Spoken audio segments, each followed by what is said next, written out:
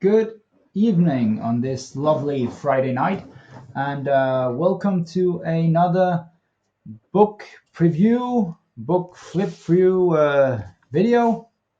Tonight, I'm going to have a look through the relatively new solo slash co-op fantasy skirmish game, Nightwatch, Terror and Treasure in the Dark Corners of the World. It's written by Patrick Todoroff, who's also the author of Hardwired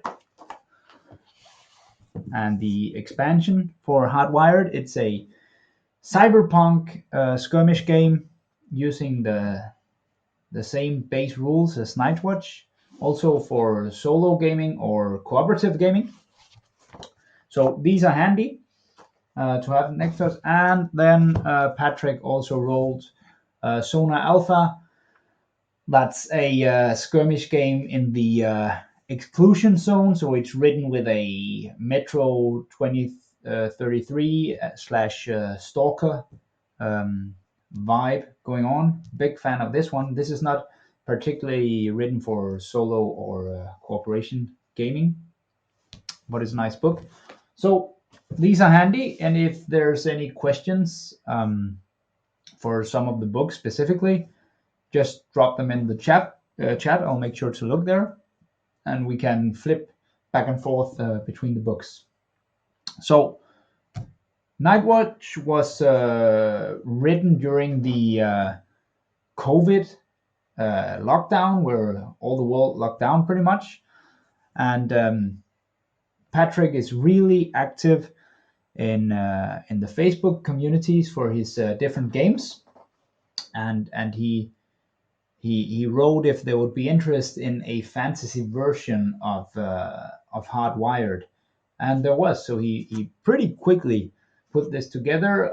I read the alpha version back when he just had the core lines drawn out. Seemed pretty good, and I'm quite impressed with the finished book. I've actually only looked at the finished PDF. So we're just going to flip through the book, look at some of the artwork, look at some of the outlines and the sections, compare with the other games. I haven't played Nightwatch yet. I've played a few games of Hardwired and Sona Alpha. So,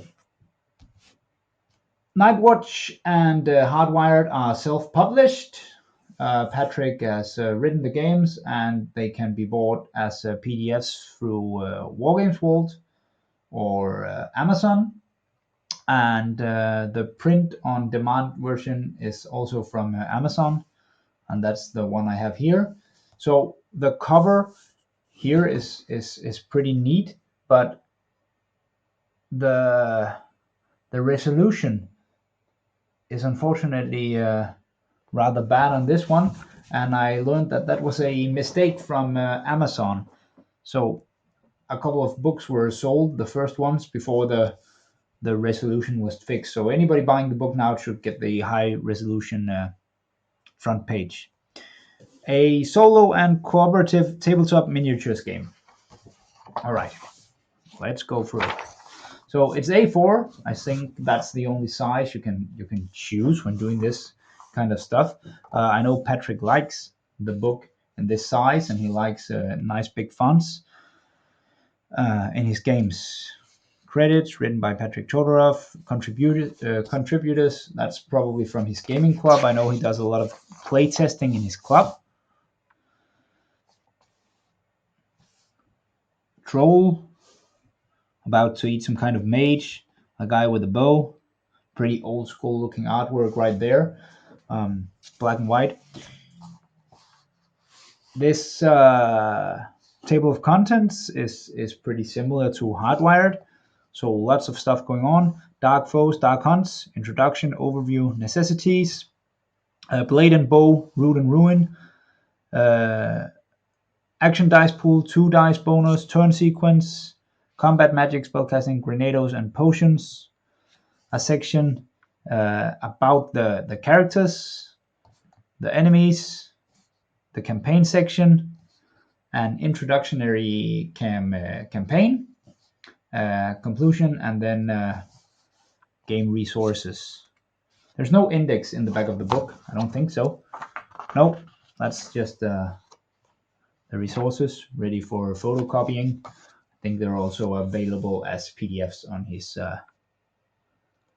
website. Let's go over this thing. A bit of fluff. I know Patrick puts small pieces of fluff in all his games. Monsters, fire-breathing dragons, bloodthirsty ghouls, wicked witches, and crazed necromancers. Sure, the stories are sprinkled with sleeping damsels and shining knights, castles, and quests all glossed in meter and verse. But there's a kernel of truth behind every fable, a reason for the legends. Monsters are real. And you play the Nightwatch, the guilds of monster hunters, kind of like The Witcher, the Witcher series. I know it's inspired by that. Dark Foes, Dark Hunts, introduction. So the game is about killing monsters, all kinds, anywhere, anytime. Then you have an introduction that Patrick's gaming philosophy is that games should be fun, they should be rather quick, and just like Hardwired, Nightwatch is written to have something easy. You can pick some models that most people will have in their collection, put them on the table, start rolling some dice, and get through a couple of games in a single evening. That's the goal. Work together against the game, have fun, let it be fairly quick. So he's not aiming for the huge, ginormous sandbox. He also makes it clear that that his systems is a toolbox. You know, there is a couple of scenarios, but just use your imagination and wing it while playing. Necessity: you need miniatures, monsters, and terrain, dice. So I like this that both Hardwired and Nightwatch has a kind of like RPG feel to it. That you use different kinds of dice. You use the D4, D6, D8, and D10 for various actions. You probably need all kinds of different tokens. Just go get some from an old board game. All right. Second section, blade and bow. I need to look at some of this artwork. I know that he had more artwork commissioned for Nightwatch. Unlike, I think he only had a few pieces here for Hardwired, which is the first game he self-published. Like the front page, I asked him about it once, and a lot of the artwork in Hardwired is open source, free to use art and pictures that he found different at different places and was allowed to use.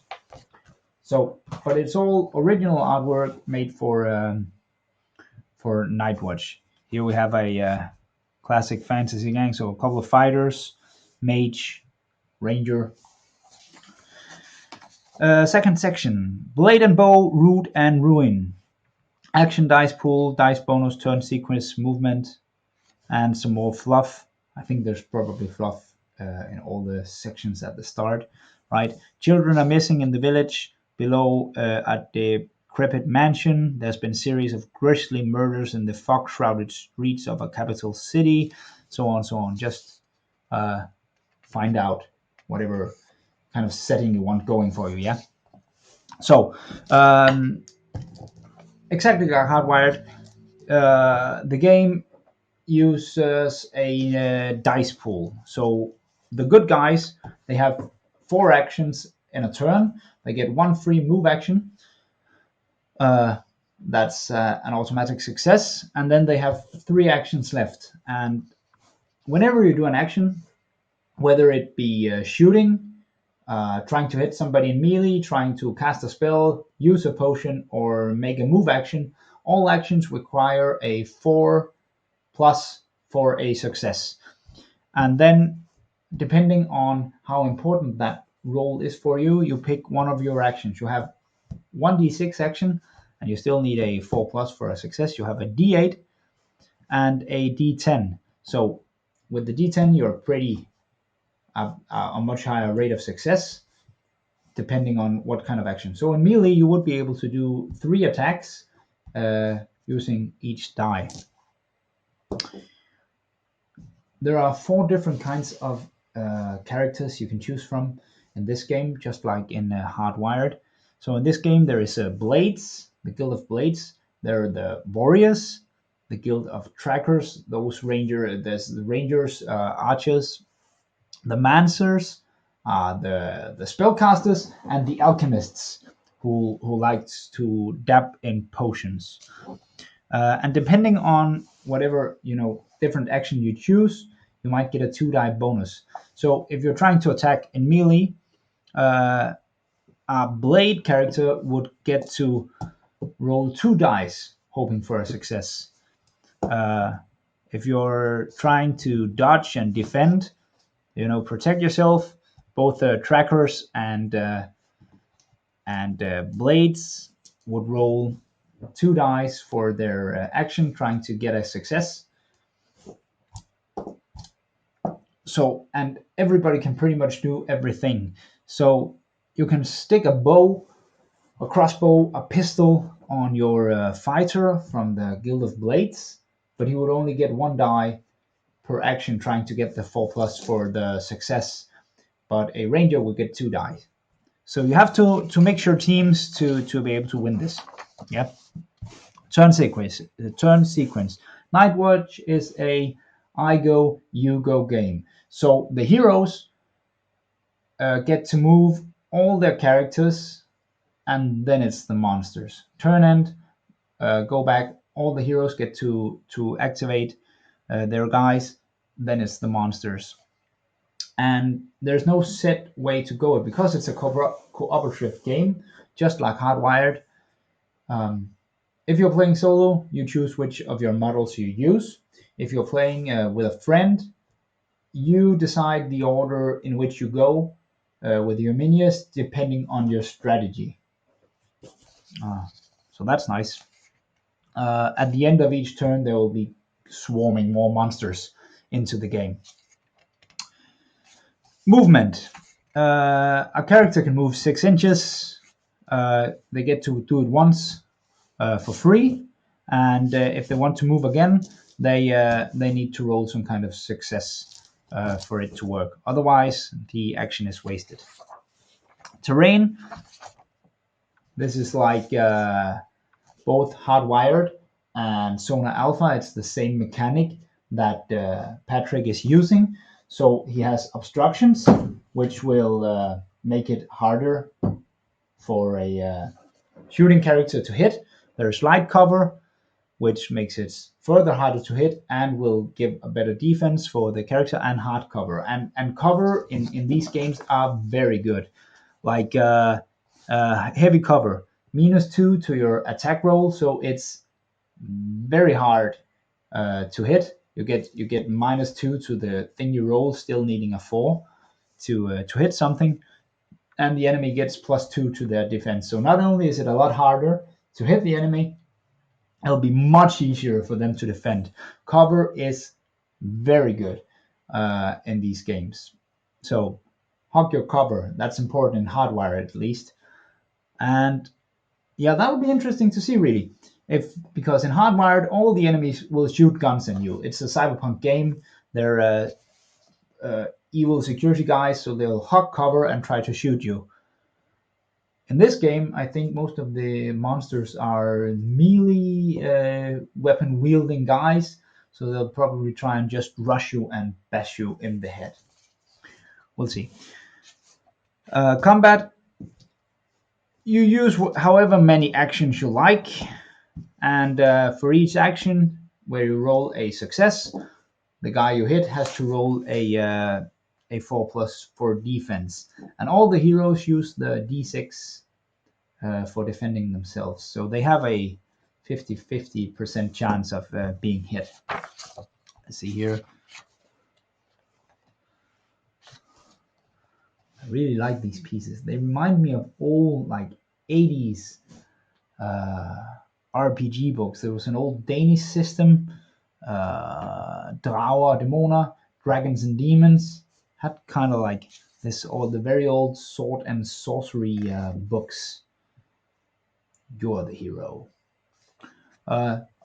Please use the chat, ask any questions if we need to look up something specific. That's combat. Let's go here. Ranged attacks. So there's different kinds of weapons. Thrown weapons, knives, shurikens, javelins, hand axes. One-handed weapons, that's small crossbows or black powder pistols. Same stuff, same rules. And then two-handed weapons, regular crossbows or black powder rifles, and longbows. So it's really kept super simple. Like this. So if you want to go hunt for Dracula, you can use the rules and make a pact of vampire hunters.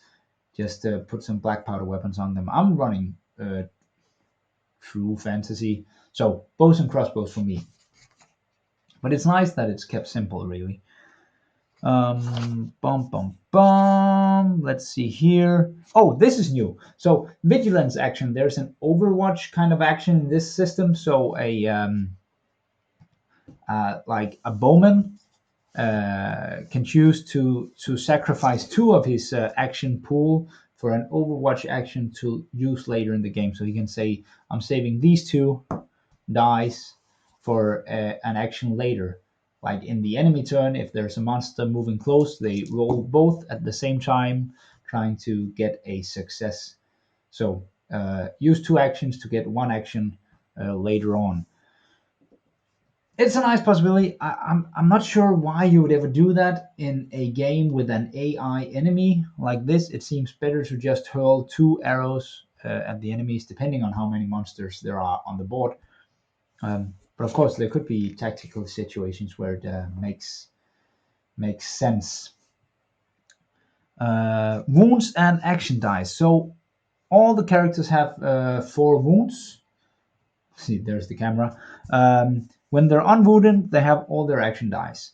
If they take 1 wound, then they lose the D10 action.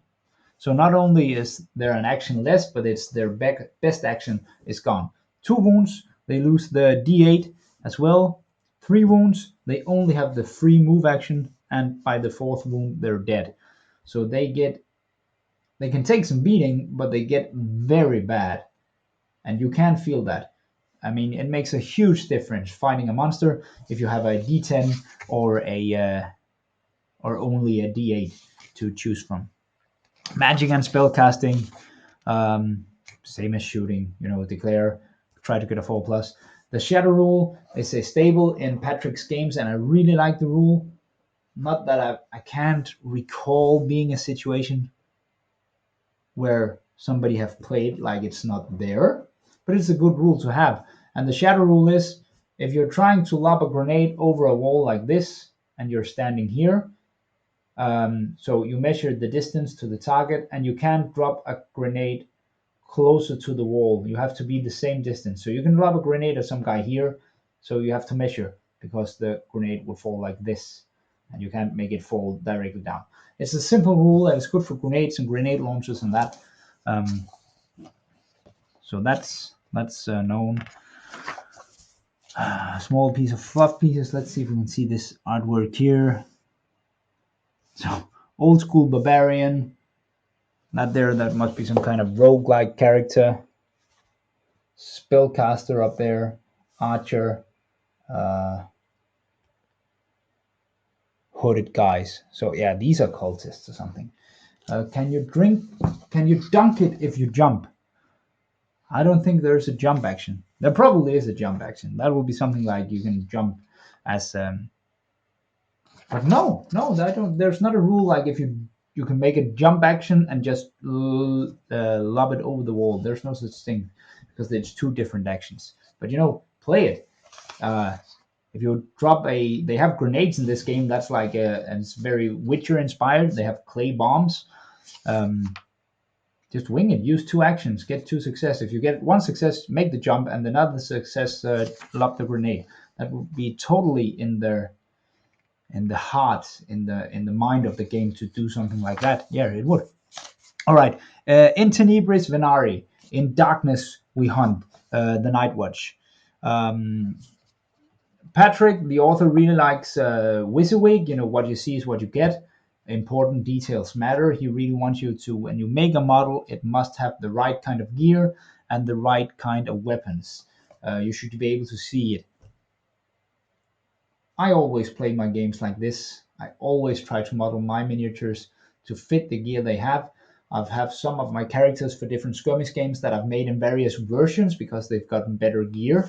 Let's just pick up two guys here to show that off. Um, so let's see here.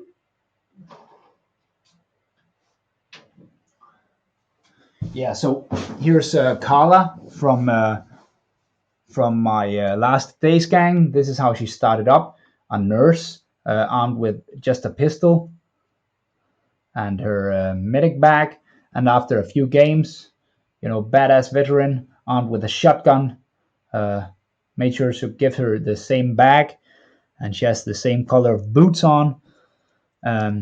Use the same head for the miniatures. I like doing veterans like this, and I would be doing something similar for a game like Nightwatch. But really, there's absolutely no reason why you should use the what you see is what you get rule. It's a solo game. It's a co-op game. You don't play against an opponent, so it really doesn't matter when it's not in a competitive environment. Yeah. So hunter guilds. The guild of there are four kinds of guilds. So this is another one of those semi-fluff pieces. Four guilds of monster hunters, and they work together: Guild of Blades, Guild of Trackers, Guild of Alchemists, and Guild of Mancers. And if you want to win, you need some of each type. I really like these drawings; they're pretty cool. Yeah. Okay, guild ranks. So it's hardwired is a single scenario game, and it's described from the beginning that the agents you bring in Hardwired, they are top trained, they are elite, and in the first book here, there's only one kind of shooting weapon and one kind of melee weapon and one kind of armor, because the game just assumes they're top trained, super expensive agents, so they have the best high tech SMG available, they have the best nano coated something something melee blade, and they have the best kind of armor. Boom.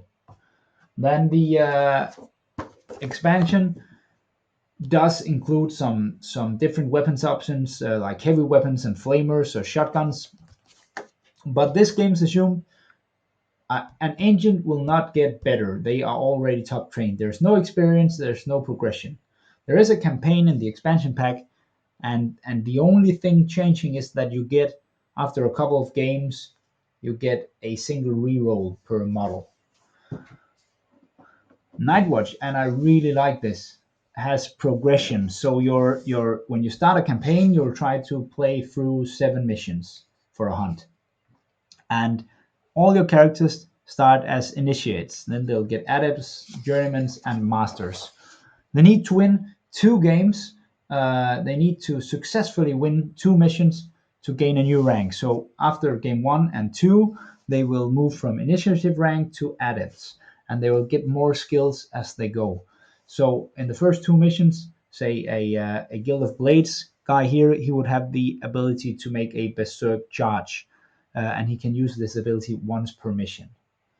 By mission 3, if you're successful, he gets the cleave action. So now he has a berserk charge and the cleave to use once per game, each of them.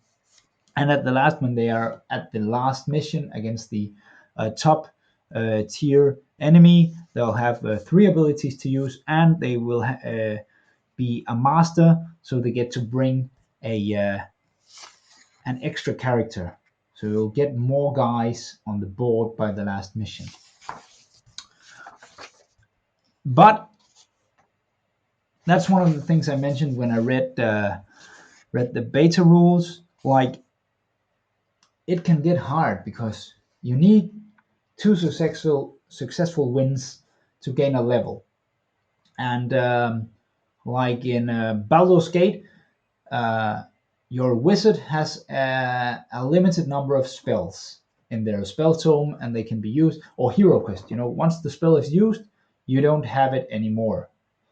Once your potions are used, you don't have those expensive potions anymore. So you have to be mindful of when you use them, because they have to stretch the entire campaign. So if you use it all in the first missions, you just don't have the spells anymore.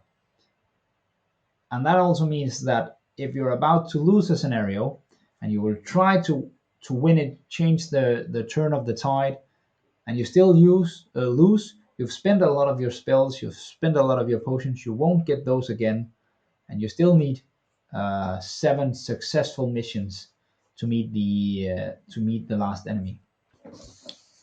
So that could perhaps make some campaigns pretty hard. Different kinds of weapon sets. I have one sword and shield, two weapons, heavy weapons, um, a heavy two-handed weapon or a long two-handed weapon.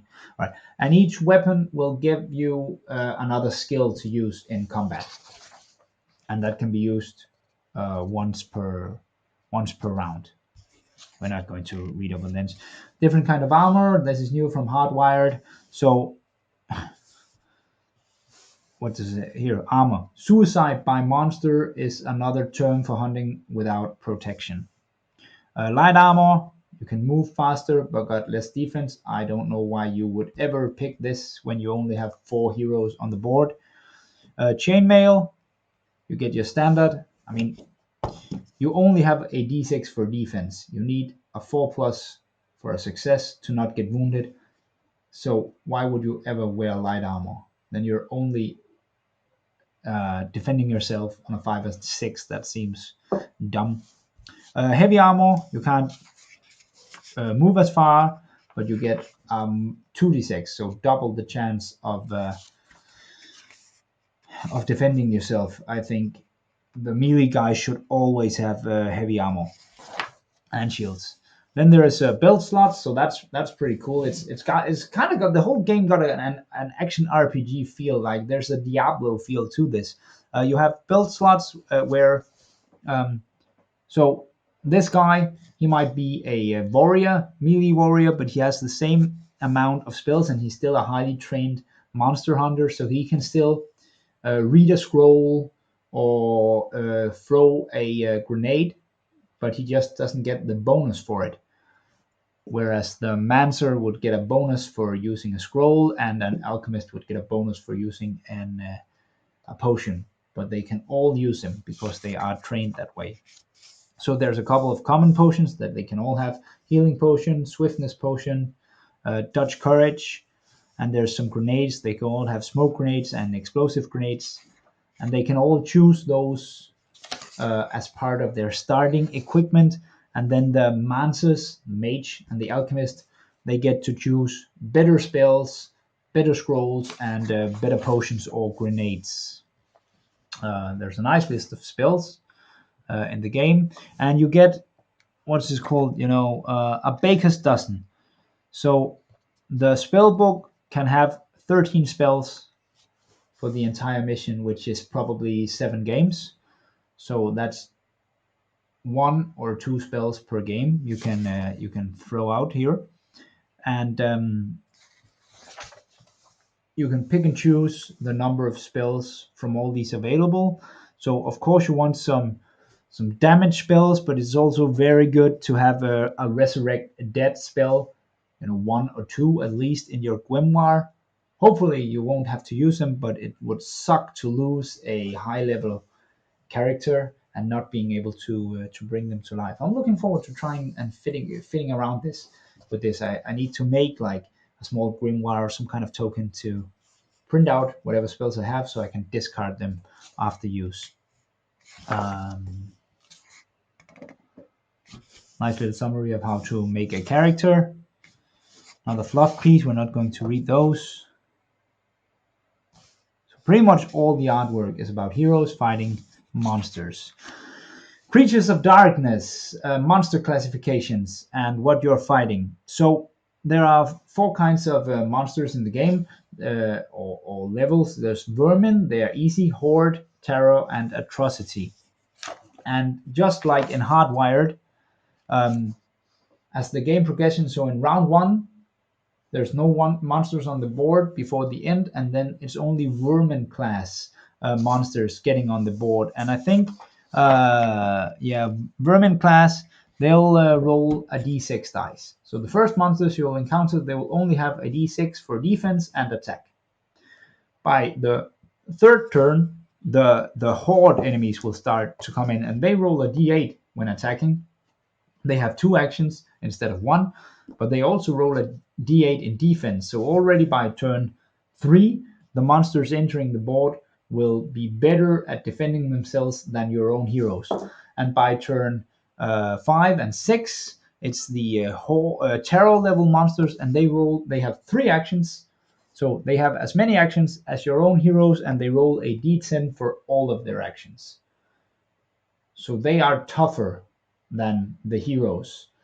Um, they don't get a 2 die bonus, but they have 3 actions, all d10. They roll a d10 for defense, and your guys will still only roll a d6.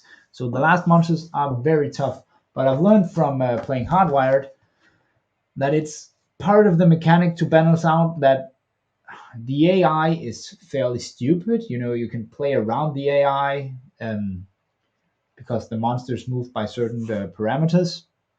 So to make up for that, the monsters get tougher and tougher because we're smart and the book is not. It's a good way, and I haven't found that, with grenades and spills. I haven't found that hardwired where you have all kind of cybernetic attacks and stuff like that, grenades, that the D10 enemies have become too hard to fight. Yep, let's see. And then the your quarry, the atrocity, and I like this. So the goal of these campaigns is to go on a quest and fight the evil monster at the end. Quarry equals a deadly evil character. And then there is all kinds of traits here that you can skills you can get to the atrocity level enemy, and there are some special evil items like Vampire Blade, the Ragged Edge of Madness, Screaming Skull Staff. It's pretty metal. And then there's some pre-written ones here like Actaris the Vile. It's a dragon, and then some skills, and it's already pre-made. And a part of the charm about Nightwatch, and that's what I'm looking forward to doing with the game, it's like pick a cool monster from my cabinet and then make a campaign about that. So I've already painted up my Oathmark army. It's an Orc and Goblin army. So I'm going to pick a big Orc Warlord miniature or a evil Dark Overlord. That's my quarry. And throughout the campaign, the first monsters, the vermin level monsters, that'll be goblins and wolves, and the horde monsters will be orcs, and the terror level monsters will be trolls or heavily armored orcs, and then the orc warlord at the end of the dark overlord. Or say you pick a necromancer. I pick one of my necromancer models. I give him some of the traits here that fit him. Like he's a spellcaster, he can regenerate, stuff like that. And then throughout the entire game, you will bring the monsters around that. So zombies for the first monsters, skellies for the second type, armored skeletons, wights, wraiths for the third kind of enemy. That'll make for a nice thematic campaign. And you have so many monsters. At least I have in my cabinet. So this game is also pretty good for anybody who has miniatures that they just use for RPGs. What do we have here? Lynchgate bounties on the hunt. Hunters and pacts. So a pact is a group of hunters fighting together to kill a quarry. Hunters plus their revenues on a larger party is between 5 and 7. Yeah. Renew animal companions and familiars. Oh, all right. So okay, so this is the campaign there. I haven't really read this, but there is a the Mikado, that's like a shopping section that you can, between missions and games, you can buy new grenades and potions, and you can hire on animal companions, familiars. You can buy more scrolls. You can buy some, generic human support troops, cannon fodder guys. I'm looking forward to looking into that. All characters will have a burden, so that's a kind of RPG element that, despite being the heroes, they all have some kind of secret that they will have to try and fix during the campaign. Just it's like a semi quest or a secondary objective, despite just fighting monsters. So a character can have a debt. So some of the money they pick up and loot from the monsters, they have to pay back a debt before the mission is over. Uh, and then there's some consequences if they haven't paid it off by the final mission. This is pretty much, just story bits and pieces. Yeah, a vow. A vow may be a sacred oath to a deity or a regent, a promise to a dying sibling or a spouse. So you wrote up some kind of distinct task that the character has to do a couple of times during the campaign. Again, there are some consequences, or your character can be cursed from the very beginning. It's a nice little thing. I remember it from the alpha read that it will bring, instead of just having one objective for an entire game, you also want to try and fix whatever burdens your characters are carrying. Sword Brethren.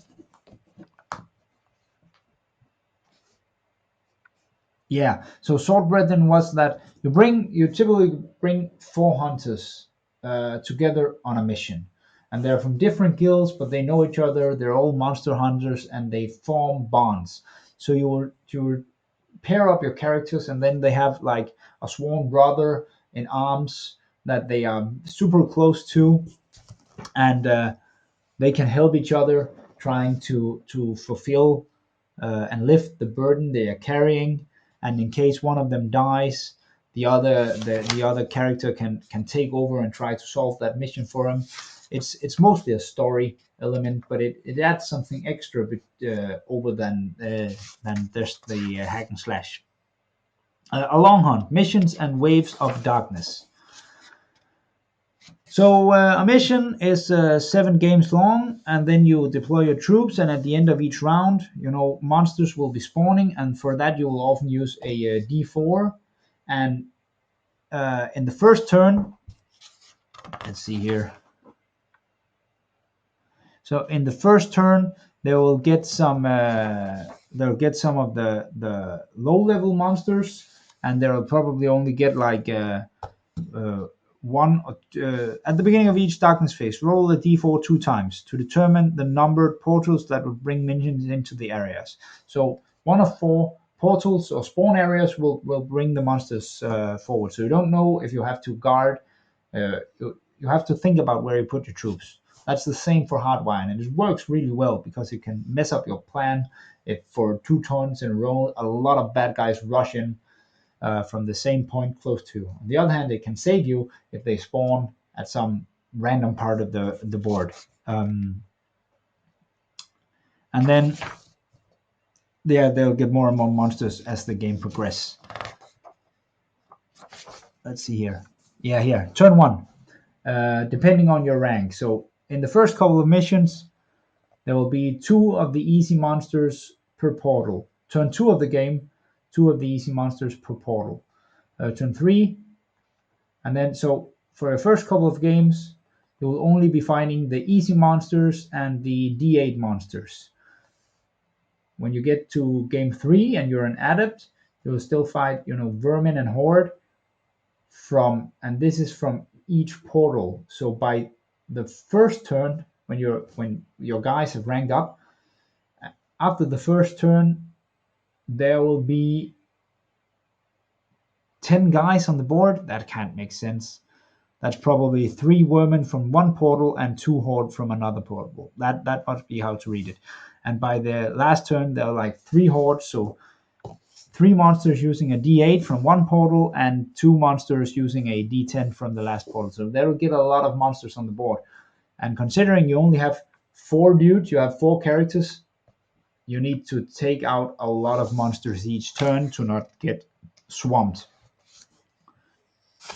Then in Hardwired, you had to come up with your missions yourself. This was totally open. It was a base set of rules, and there was a few ideas for scenarios you can run, but you had to make it yourself.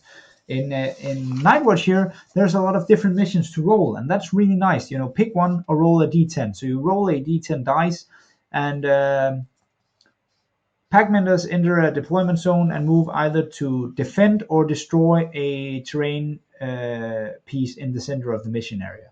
So either you have to defend something important like a caravan or a temple from evil monsters attacking you, or you are moving in to destroy something like a monster camp, for example. What's a rescue or retrieve? So you have to rescue someone. Purge or consecrate, escort or ambush, scour or scout. So depending on what you roll, you will either be you'll there are 5 different scenarios, and you either have like an attacker point of view or a defending point of view, and that's nice considering there's 7 missions in a campaign, 6 missions first with 10 different things to roll up, and then the last mission where you're fighting the boss monster. So that's good for replayability. Mission success. Let's see how what this blah blah blah blah. Yeah, you get to proceed. Mission failure. You'll have to have another successful mission before you get closer to the boss monster at the end, the atrocity. Should a hunter perish in the course of the game, the player may create a brand new hunter of any kind as a replacement. However, this new hunter will join the game as a first rank initiative, regardless of where the rest of the pack in the campaign timeline. Oh, that's a nice little rule. So if your mage dies after using all their spells, you'll get a new mage with a full grimoire, or a new alchemist with a full belt satchel of potions. So that's good. So they will be missing those extra skills. The final mission is for killing that big monster. Promotions, yeah, that we've been covering that, and then treasure. After every mission, they get to see if they can find some gold, some tokens. Tokens is I don't know what they're, single-use items crafted specifically to give brief but vital advantages in battle. So they're like, I don't know, small magic amulets, something they break, and they'll give them a surge of power for something. An artifact that must be special magic weapons. So a bunch of different tokens. I think the reason they're called tokens is because, and not potions, is because potions are specific for the alchemist and provide them with one kind of bonus. So some kind of little magic trinkets that can give them a boost. Artifacts, that's different kinds of magic and named weapons. I think these will be very good to get. Lots of names and possible to pronounce. Recovering treasure. So depending on your level, you'll roll different dice and get better and better treasure. That makes sense. The farther you get in the mission, the more uh, the worse the monsters get, and they would of course better monsters, better loot. That fits pretty well with the Monster Hunter action RPG feel going on here. The Mercado, that's the trading section, and this was what I loved about Warhammer Quest, and I've been missing it ever since in all games. No fantasy game have done it as good as Warhammer Quest. The gameplay after the dungeon crawls. So At the Mercado, you get to spend or sell your treasure, and you can hire on some help for the next mission. You get some monsters. This is also pretty much in line with the Witcher kind of feel going on here. That you get a bounty per monster head you bring in. So there's a good point in killing as many monsters as possible. And then there's a common price for rebuying some of the stuff for your belts, scrolls, grenades, potions. I know from Sona Alpha that it's hard to get rich. The goal of this game is to earn a pension fund of 10,000 rubles, and your crew can retire to drink vodka and caviar with ballet dances. But it's hard to get there because after each freaking mission, you need to spend nearly all your cash on medkits and new grenades and other one-use items if you want to survive. So you won't earn a lot in this game. And I think it'll pretty much be the same in this, especially if you rolled up that burden that you have a debt to pay off. Um, you have to consider what you're doing here.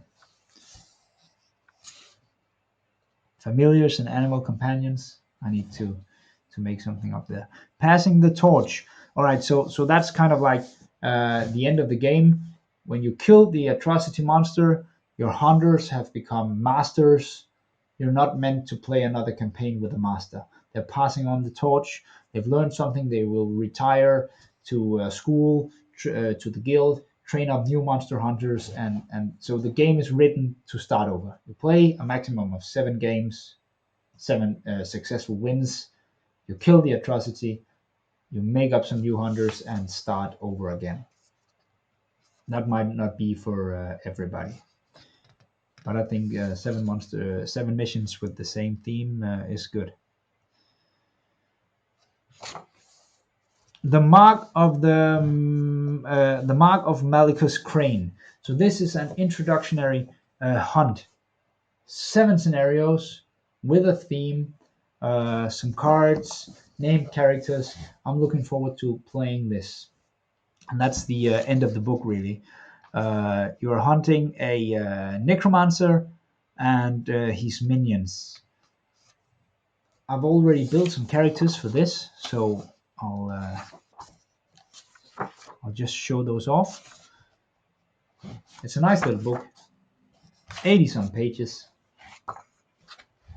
So in this campaign, there is Kashmir Nasku. So he's a Guild of Blades initiative, and I've built this guy. So he has like a big barbarian-styled helmet and a battle axe to chop off the heads of the monsters. He's heavily armored, middle armor, and this cloth armor over it. Some pouches, daggers because they are on a mission, and then a shield here with some trophies of monsters he's already slain. I think that they'll look cool. I'm gonna paint this guy up in a Nightwatch colors, like A Song of Ice and Fire, Game of Thrones, dark colors. Yeah. Then we have Daria Trust, who's from the Guild of Traggers, and that probably should be a girl, but I've built this archer right here. I'm gonna paint it up in green and dark red, like my Rangers of Shadowdeep guys. This is a Frostgrave cultist buddy with some bits from the bit box. Gave him a helmet because he's a soldier. He's carrying a rabbit here. Let's see if we can get I think this is going to be red, right? So a rabbit in his belt, a nice quiver of arrows. Then another character here in the campaign. I just need to. There's also from the Guild of Mancers, Horatia. This is a Dunkeldorf miniature, the bailiff. I've converted her a bit. I chopped off her head to give her a hooded head from a Frostgrave female soldier's kit. I've added a scroll and a skull to her back to make her more wizard-like. She already has a nice bag there and a dagger. And then I found a torch. I think that's also from a Frostgrave kit to add like some magical fire. She's preparing to throw a fireball. I like this one. I'm gonna paint her in blue with the white details because that will be one of the colors for my Oathmark human army. And this way I can reuse the miniature for that. I'm also, so this is the color scheme I'm using for my ranges of Shadowdeep guys, green with that dark red.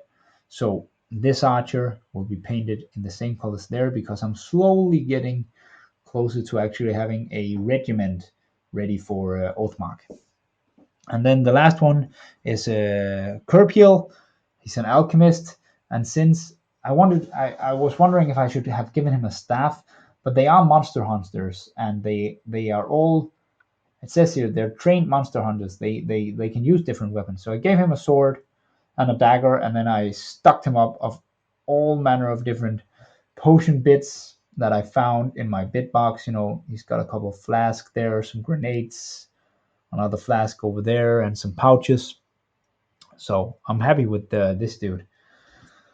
And then they get to bring a retinue of some random fighters. So they have two melee fighters, and I plan on pinning this guy.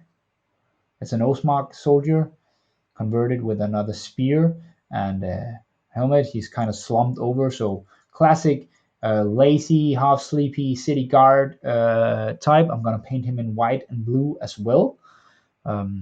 So this is the colors of the Kingdom of Laurentia from Rangers of Shadowdeep, and at some point I'm gonna have an Oathmark regiment of spearmen. So they are going to be blue and white as well. And I think, this character, she's a part of the Nightwatch, and just like in the Witcher series, as a mage, she's been stationed at a castle in some town, and she's drafted some of the city guard. So that's part of the retinue going with him. This guy will be painted in the dark Nightwatch colors, like Song of Ice and Fire as well. And then the last troopers, also from the city guards, are these two females. So there's a crossbowman and a melee fighter here, carrying a lantern, a sword, and a shield slung on the back.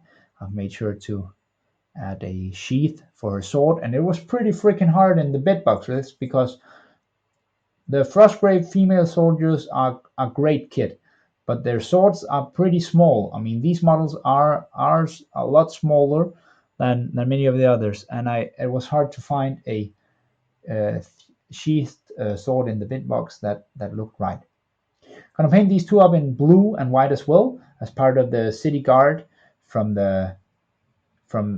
whatever small town where the necromancer has been pestering, and I'm bringing them as well. And I'm really looking forward as part of Nightwatch, especially to make more classic, almost RPG-like terrain setups for my games, because Rangers of Shadowdeep, many of the games take place inside the Shadowdeep. That's the evil realm, evil dark trees and ruined cities and hell-like landscapes. But this is more classic high fantasy terrain, or the good guy terrain. So I can see these guys rolling a scenario, put up a windmill and some farmland where they're going in to hunt some monsters. And that's an excellent excuse for me to build some of the scenery that I haven't really been doing otherwise. I hope that all these minions, those regular soldiers, I hope as many of them die as possible in each mission. I want them killed so I can get an excuse to build some more and paint up more characters. Perhaps even make some civilians for this game. So, yeah, conclusion. Thanks for reading all the way through. You're welcome, Patrick. Lots of resources here in the back. considering this book was, I don't know, 15 euro with the shipping, it wasn't really that bad. I'm very happy with it. I think it's a good, solid book considering that it's self-published. It's been doing really well. Hardwired is getting a bit of a fan base. Um, Hardwired is getting a pretty big fan base. It's been selling really well over time. And Nightwatch, when launched, sold well enough to get a bronze medal on Wargames World. They have this system where they, depending on how many copies of a PDF is sold, they get a medal on the page. So it did very well and ended up in the top 10 list. So congratulations. Can you? No, there's nothing there. All right. So that concludes the flip through of Nightwatch. I'm really looking forward to playing it. Need to paint up the guys because I for once I have all the monsters I need to just jump into the game. So I need to paint up these 7 soldiers and get going. Any questions before we log off? Then please drop them.